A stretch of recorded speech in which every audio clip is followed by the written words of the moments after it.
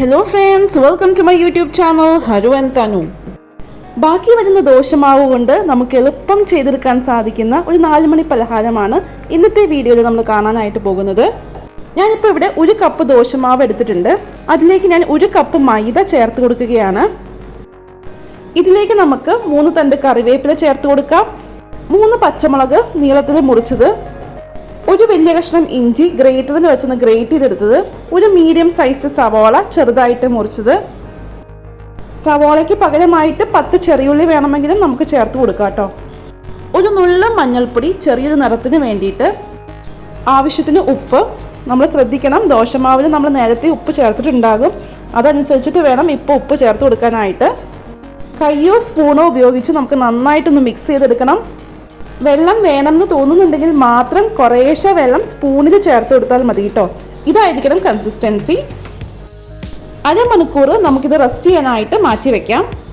ഇനി നമുക്ക് ഒരു കടായി ചൂടാക്കാൻ വെക്കാം. വറക്കാൻ ആവശ്യത്തിന് എണ്ണ ചേർത്ത് കൊടുക്കാം. ഞാനിവിടെ വെളിച്ചെണ്ണയാണ് യൂസ് ചെയ്യുന്നത്. ഏത് തരം റിഫൈൻഡ് ഓയിൽ വേണമെങ്കിലും നമുക്ക് യൂസ് ചെയ്യാവുന്നതാണ്.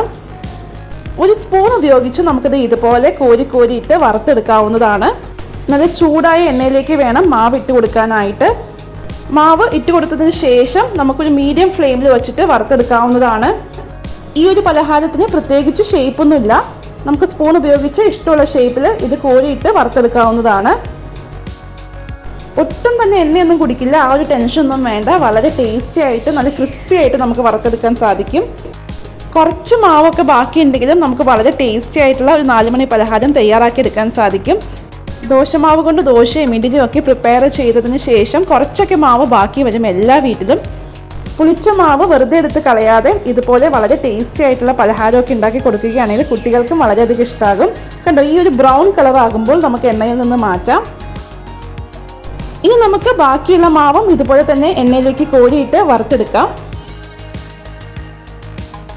നല്ല ചൂട് ചായയുടെ ഒപ്പം ഇത് നല്ലൊരു കോമ്പിനേഷനാണ്. ടൊമാറ്റോ കെച്ചപ്പിൻ്റെ ഒപ്പം നമുക്കിത് സെർവ് ചെയ്യാവുന്നതാണ്.